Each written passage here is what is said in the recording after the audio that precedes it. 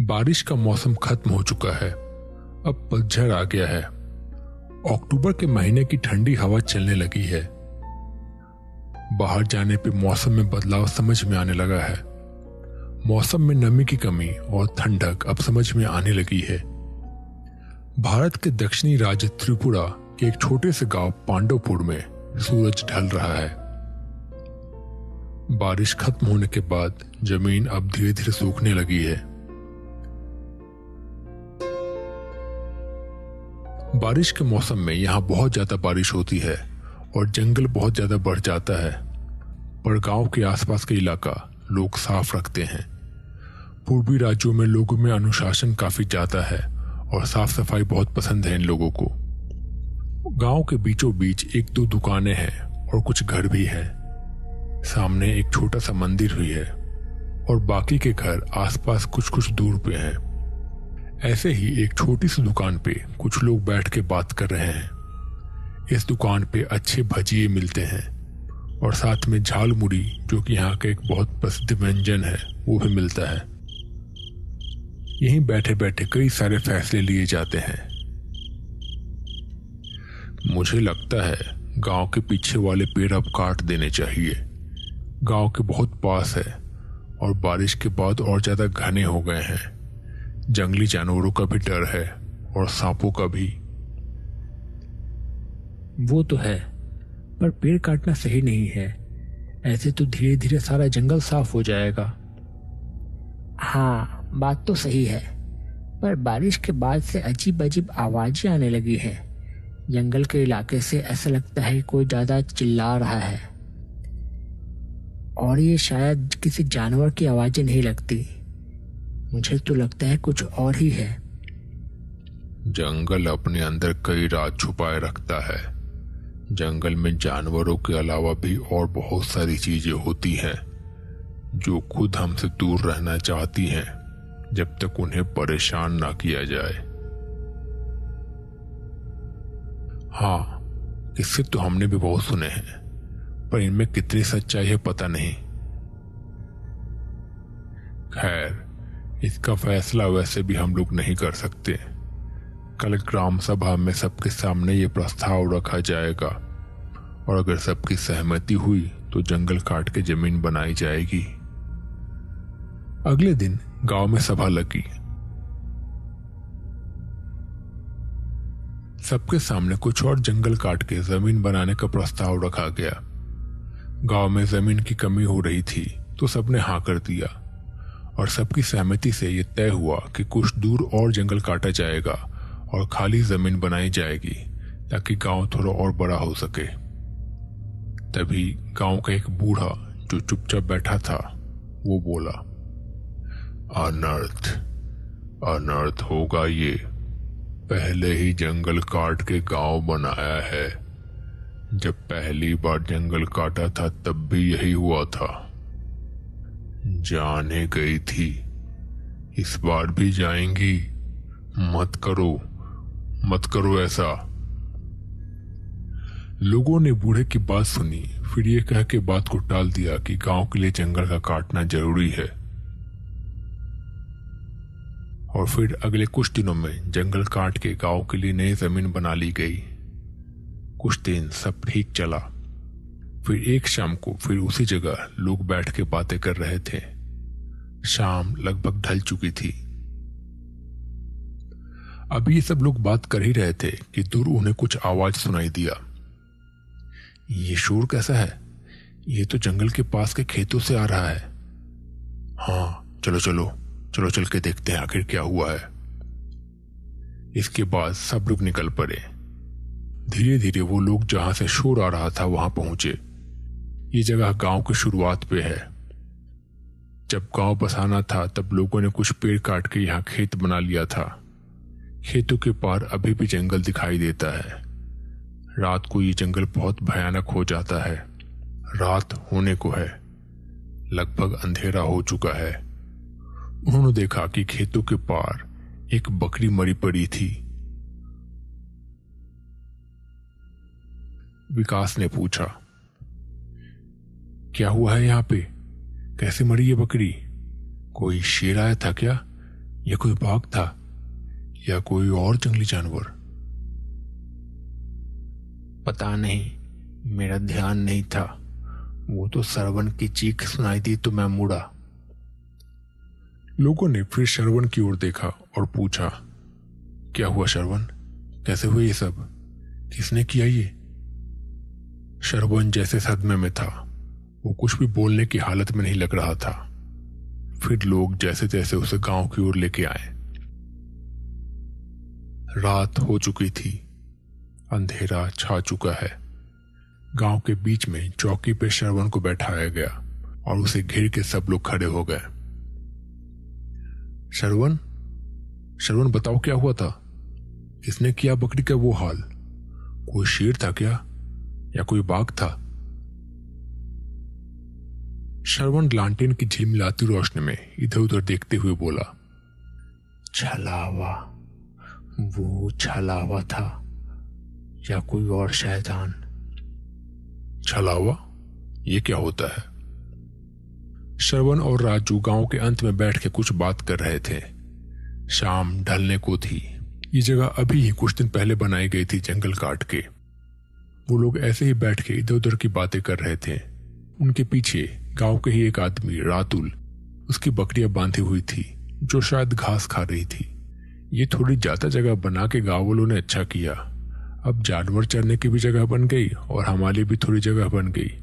अब आराम से बैठ के बीड़ी पीने के लिए यह जगह अच्छी है। तेरे पास है क्या बीड़ी?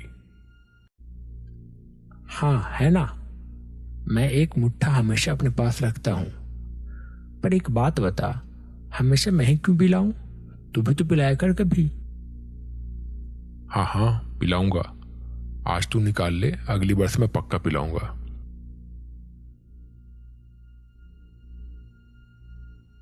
श्रवण लेकिन अब रिंकू की बात नहीं सुन रहा था। उसका ध्यान कहीं और ही था। अंधेरा अब ढल चुका था। अचानक से चिड़िया जोर जोर से चिल्लाने लगी। जंगल के सामने एक काली सी परछाई उभरी। थोड़ी ही देर में उसने अपना असली रूप ले लिया। देखने में बेहद भद्दा और डरावना लग रहा था। जैसे उसकी नाक नहीं है और बड़ा सा मुंह है। पहली नजर में वो कोई इंसान जैसा ही लग रहा था, पर वो कोई इंसान नहीं था। देखते ही देखते उसने उस बकरे को पकड़ के उठा लिया और अपना बड़ा सा मुंह खोल के उसने बकरे का पूरा सर एक ही बार में काट के खा लिया। बकरा अचानक से शांत हो गया। श्रवण कुछ भी बोल नहीं पा रहा था। वो डर से कांपने लगा। श्रवण की हालत देख के रिंकू ने पूछा, क्या हुआ भाई? अचानक से यूं डर क्यों गया? फिर उसने पीछे देखा और बकरे का वो हाल देख के चिल्लाने लगा। उसका चिल्लाना सुन के गांव के लोग वहां पे आ गए। मैं बता नहीं सकता वो कितना भयानक था, पर वो जो कुछ भी था वो ना तो कोई इंसान था ना ही कोई जानवर था। फिर कुछ ही दिनों में एक एक करके ऐसे ही आधी खाई हुई बकरियां और जानवर दिखने लगे लोगों को गांव में। क्या करें, ऐसे तो सारा गांव डर के मारे जी नहीं पाएगा। ऐसे तो एक एक करके सारे मवेशी खत्म हो जाएंगे। कुछ तो करना पड़ेगा। हाँ, पर करे क्या? कोई जंगली जानवर हो तो कुछ करे भी। इसके तो पैरों के भी निशान नहीं दिखते। मैंने देखा है उसे। वो कोई जानवर नहीं है, वो कोई शैतान ही है। ऐसे ही चलता रहा तो आखिर कितनी देर लगेगी उसे जानवरों को छोड़ के हम इंसानों पे आने में? ऐसे तो कुछ ही दिनों में वो इंसानों का भी शिकार करने लगेगा। गांव में छोटे छोटे बच्चे भी हैं और औरतें भी हैं। क्यों ना हम टोटो काका के पास जाएं? वो उस दिन कह रहे थे ना जंगल के काटने के बारे में। शायद उन्हें कुछ पता हो। वो बोल भी रहे थे कि पिछली बार जब जंगल काटा था तब भी कुछ ऐसा हुआ था। हाँ, तुम्हारी बात तो सही है। ठीक है, चलो। वो सब फिर मिलके टोटो काकू के घर पहुंचे। एक छोटे से मकान के आगे चारपाई पे टोटो काकू चुपचाप बैठ के शायद बीड़ी पी रहे थे। आसपास ज्यादा कुछ है नहीं घर के। एक छोटा सा मंदिर है बस घर के पास। क्या हाल है काकू, सब ठीक तो है ना? तबीयत कैसी है आपकी? मुझे पता था तुम सब मेरे पास आओगे, और क्यों आए हो वो भी मुझे पता है। अब जब मेरी जरूरत पड़ी है तो ठीक आ गए हो मेरे पास। मुझे पता है मेरा हाल चाल पूछने तो नहीं आए हो, तो सीधे सीधे बोलो क्या चाहिए। अरे नहीं काकू, आप हमारे गांव के बुजुर्ग हैं, हम तो बस यूं ही आ गए। सीधा सीधा बोलते हो कि मैं शुरू करूं अपना। अरे काकू शांत हो जाइए, शांत हो जाइए। हमें आपकी जरूरत है, गांव को आपकी जरूरत है। गांव के बच्चे और लोग खतरे में हैं। ये श्रवण कहता है कि उसने शैतान को देखा है। वो एक छलावा है, अभी तो बस जंगल के आसपास है। अगर उसे रोका नहीं गया तो कुछ ही दिनों में वो गांव में घुस के इंसानों को अपना शिकार बनाएगा। मतलब पहले भी ऐसा हुआ है ना? आपने इसे पहले भी देखा है ना? आज से कुछ साल पहले इसी तरह गांव वालों को और ज्यादा जमीन चाहिए थी। तब सबने मिलकर यही फैसला किया था कि जंगल काट के नई जमीन बनाई जाएगी ताकि गांव के काम आए। और तब भी कुछ दिन सब सही चला, पर फिर गांव में अजीब अजीब घटनाएं होने लगी। लोगों को देर रात उनके घर के बाहर कोई आवाज देता, उनके किसी दोस्त या रिश्तेदार की आवाज में, और अगर कोई जवाब दे देता तो वो आगे आगे चलने लगता। अगर कोई उसके पीछे पीछे जाता तो वो फिर वापस नहीं आ पाता। कई लोगों की जाने गई। फिर गांव वालों ने तांत्रिक की मदद से उस जंगल के बाद वाला हिस्सा को मंत्रों से बंधवा दिया ताकि जंगल की आत्माएं बाहर नहीं आ सके, वो अपनी सीमा में ही रहें। तब जाके ये सिलसिला कहीं रुका।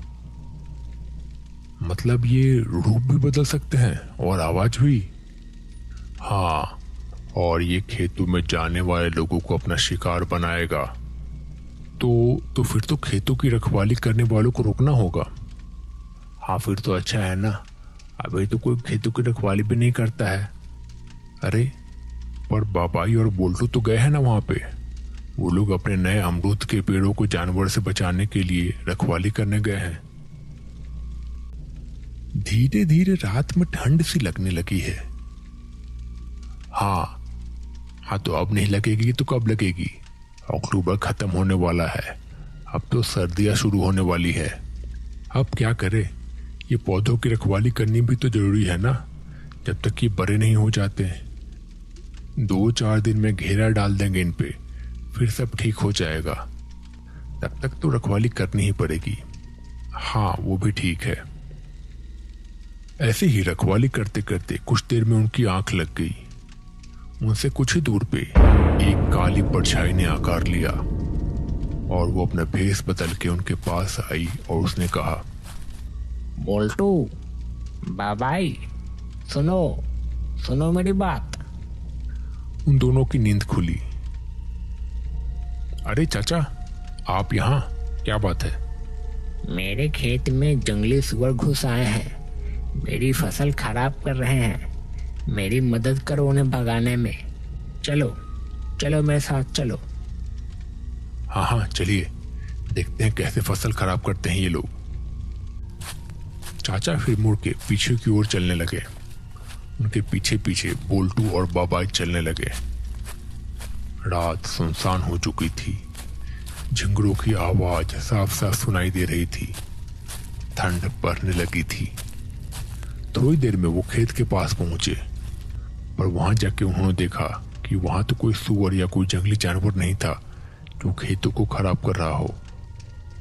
चाचा, यहाँ तो कोई नहीं है, कुछ भी तो नहीं है यहाँ पे। सामने चाचा नहीं था। एक अजीब सी आवाज में वो हंसने लगा और देखते ही देखते धीरे धीरे वो अपने असली रूप में आने लगा।